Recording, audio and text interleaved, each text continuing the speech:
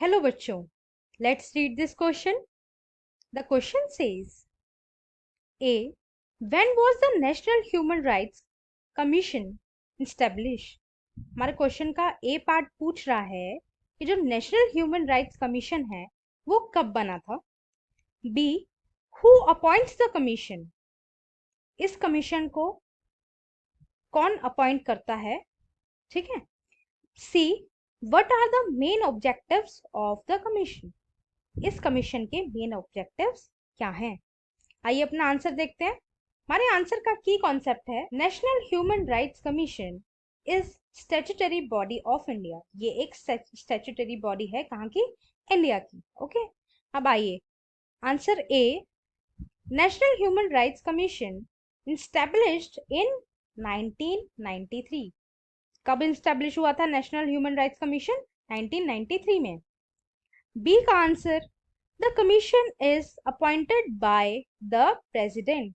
और किसके द्वारा अपॉइंट की गई थी ये कमीशन? प्रेसिडेंट के द्वारा अपॉइंट की गई थी. Answer C the main objectives of commissions are first the commission focus on helping the victims to secure their human rights.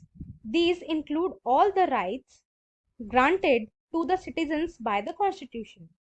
ये जो कमीशन है वो ये चीज देखती है कि किसी भी सिटीजन के जो फंडामेंटल राइट्स है उनको कोई वॉयलेट ना करे, जितने भी हमारे इंडियन कॉन्स्टिट्यूशन में दिए गए हैं.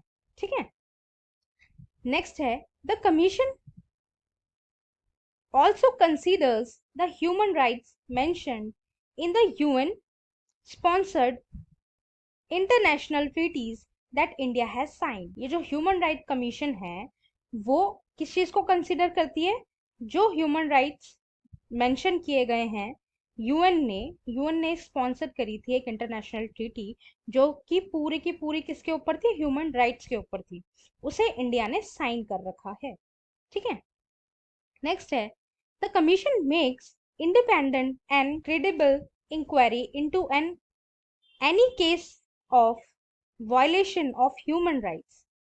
जो कमीशन है वो एक इंडिपेंडेंट बॉडी है किसी भी वॉयलेशन के अगेंस्ट एक्शन लेने के लिए. ह्यूमन राइट्स का अगर वॉयलेशन होता है किसी भी तरीके का तो ये जो कमीशन है वो उसके ऊपर एक्शन ले सकती है.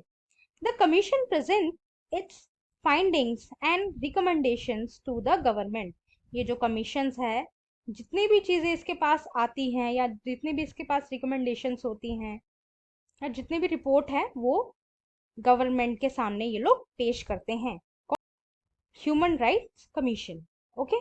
I hope you understood. Thank you and best of luck.